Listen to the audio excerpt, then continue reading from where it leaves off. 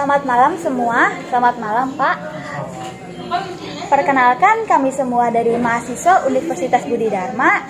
Sebelumnya kami akan memperkenalkan diri kami sendiri-sendiri terlebih dahulu. Sebelumnya nama saya Gisela. Perkenalkan nama saya Emilia. Nama saya Griselda Wijaya. Nama saya Nia Gladiana. Nama saya Ratana. Dan saya Laura Agustin.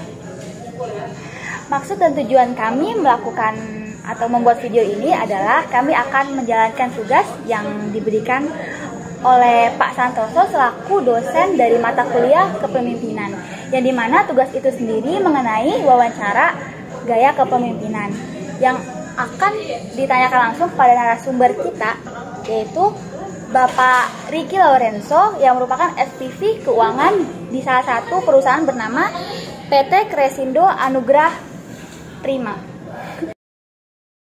Oke teman-teman semua, selanjutnya kita akan masuk ke tahap wawancara. Pertanyaan yang pertama, menurut Bapak sendiri, gaya kepemimpinan apa yang Bapak terapkan? Gaya kepemimpinan beberapa otoriter dan juga delegatif. Selanjutnya pertanyaan yang kedua.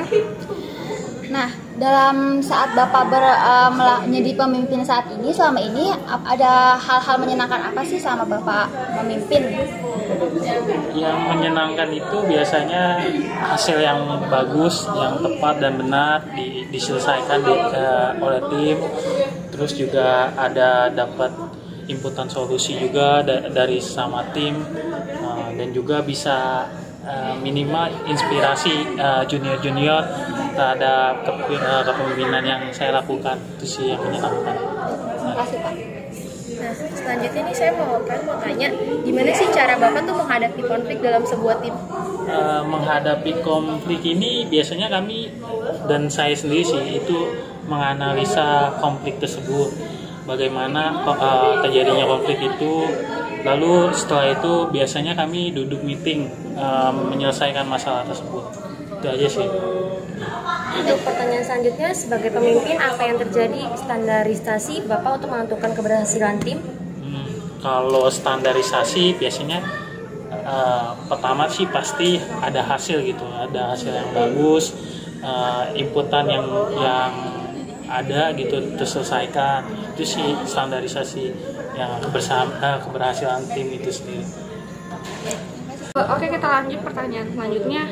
Apa sih yang Bapak lakukan jika ada karyawan di suatu divisi tidak melakukan tugasnya dengan baik? Untuk seseorang yang kerjanya tidak baik ya, itu biasanya saya sendiri tuh akan evaluasi lagi pekerjaannya, banyak atau tidaknya pekerjaan yang dia lakukan. Bila ada lebih overwork, yaitu lebih kerja gitu, dia ya saya akan alihkan itu ke orang lain gitu. Kalau misalkan sudah dilakukan itu tapi tetap tidak baik, biasanya saya akan berikan teguran atau sanksi. Selanjutnya itu pasti SP3 atau di PHK. Itu aja sih. Oke Bapak, di pertanyaan selanjutnya itu menurut Bapak nih, komunikasi yang baik itu seperti apa sih dalam suatu tim atau dalam suatu tim kerja yang baik gitu? Komunikasi yang baik itu pasti ada informasi atau suruhan kerja gitu yang benar-benar nyampe ke karyawan masing-masing ataupun tim, itu berhasil gitu, ada hasil kerjanya. Itu menurut saya komunikasi yang baik, ada informasi yang disampaikan dengan benar dan tepat, itu pasti dianggap sebagai komunikasi yang baik. Tapi Pak, apabila di saat Bapak menyampaikan informasi lalu disampaikan kembali ke bawahan atau seperti apa, tetapi orang itu salah menyampaikan informasi, apa yang akan Bapak lakukan gitu? Biasanya kan dari pekerjaan itu kan saya kan akan suruh dia untuk melakukan apa. Bila ada tenggat waktunya itu kan pasti ada saya kasih deadline dong. Kalau ada deadline ini tidak tercapai, pasti akan saya follow up. Maksudnya komunikasinya akan saya follow up lagi mengenai pekerjaannya ataupun orang-orangnya. Itu sih yang saya lakukan. Selanjutnya nih saya mau tanya juga, namanya dalam satu tim atau satu divisi itu kan pasti ada perbedaan pendapat ya antar banyak orang. Nah, untuk Bapak sendiri itu bagaimana sih cara untuk mengambil keputusannya, kesepakatan bersama itu gimana? Biasanya kan kalau ada pekerjaan ini kan saya delegasikan ke karyawan, maksudnya ke tim-tim bawah saya. Kalau mereka ada pendapat yang berbeda, pasti akan saya tengahkan dengan kebijakan yang saya lakukan. Bila mereka berdebat karena sesuatu yang benar-benar maksudnya mereka berdebat, pasti saya akan ada di situ. Jadi untuk perbedaan pendapat itu pasti saya akan tengahkan dengan kebijakan yang saya lakukan gitu. Nah, untuk pertanyaan terakhir, menurut Bapak nih dalam menjalankan suatu proses organisasi lebih mengutamakan kebersamaan atau proses hasilnya? Kalau ditanya seperti itu, saya lebih ke hasil kerja. Jadi kalau biasanya kan kerja sama tim itu kan apalagi bawaan saya kan pasti ada pekerjaannya masing-masing. Tidak sampai dengan mereka kerja satu masalah dikerjakan oleh 2 orang, tidak ada yang seperti itu. Dia pasti kerjanya sendiri-sendiri. Nah, kalau menurut saya sih yang saya lebih pentingkan dari hasilnya dulu sih, baru kerjasama timnya. Jadi kalau misalkan pekerjaan ini kan pasti akan runtut gitu, dari A ke B ke C pasti saya lakukan itu pasti saya tuntut itu mengenai hasilnya, bukan kerjasamanya. Oke Pak, di saat ada karyawan atau bawahan Bapak yang telah kayak mencapai target gitu Pak, dia melakukan suatu kayak hasil kerja yang baik, apakah Bapak mengasih reward atau apa gitu Pak? Untuk rewardnya sendiri paling ucapan terima kasih. Ya, itu aja sih. Selanjutnya Pak, dalam satu kantor kan biasanya kan banyak ya karyawan yang melakukan kesalahan. Sikap Bapak dalam menindaklanjutnya itu gimana ya? Kesalahan pegawai itu biasanya kan ada yang krusial, yang besar ataupun yang kecil. Kalau biasanya sih yang saya lakukan atas kesalahan tersebut tuh dievaluasi sih kesalahannya apa, lalu ditindaklanjuti dengan meeting dengan karyawannya tersebut, apakah bisa diperbaiki lebih lanjut atau tidak, itu sih.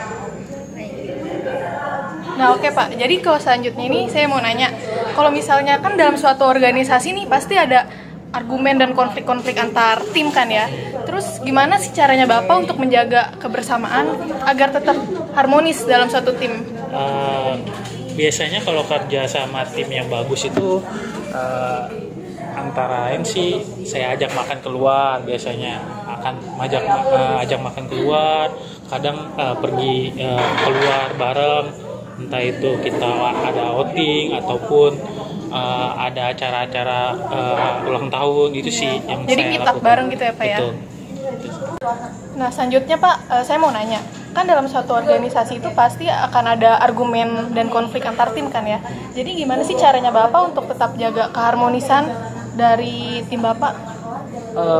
Salah satunya saya pasti akan ajak makan bersama, entah itu ada acara ulang tahun ataupun acara tertentu lagi yang biasanya tuh kita ada acara tiap bulan, meeting di luar kantor biasanya seperti itu, atau ada acara outing tiap tahunnya gitu. Itu sih salah satu menjaga harmonisasi kerjasama tim.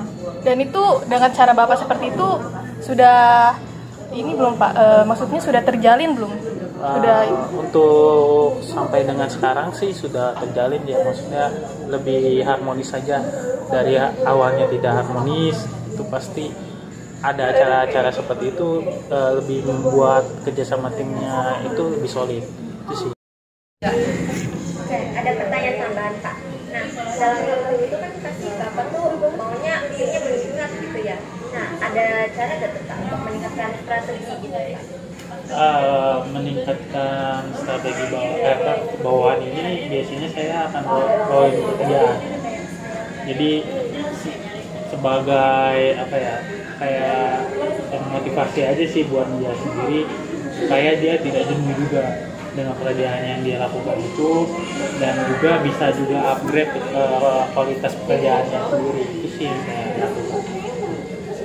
Oke, yang terakhir nih Pak, Bapak setuju gak sih dengan pernyataan kalau pemimpin itu akan dihargai oleh angkatannya kalau dia tuh terjun langsung ke lapangan? Ya, setuju sih. Kalau menurut saya kepemimpinan yang bagus ya itu harus terjun langsung ke lapangan, tahu sendiri detail pekerjaan bawahan. Jadi kalau atasan tidak turun langsung itu menurut saya kurang bagus ya. Baik, terima kasih Bapak. Nah, selesai sudah tahap wawancara dari kelompok kami, dan terima kasih kepada Bapak Riki yang telah menyempatkan waktunya, dan semoga apa yang telah Bapak Riki sampaikan dapat bermanfaat bagi kami dan bermanfaat bagi kalian semua yang menonton, dan semoga dapat menambah wawasan kalian semua mengenai cara kepemimpinan yang baik. Sekian dari kelompok kami, dan jangan lupa untuk kalian semua untuk like, comment, and subscribe. Terima kasih semua.